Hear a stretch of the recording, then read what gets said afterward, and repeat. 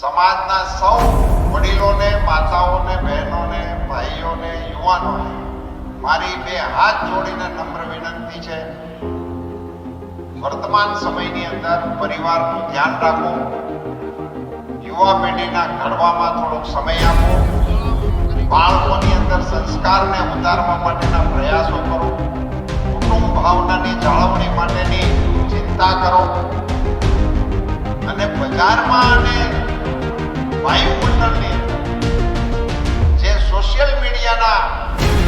આક્રમણને કારણે યુવા પેઢી ગુમરાહ થતી હોય એ પ્રકારના જનજીવન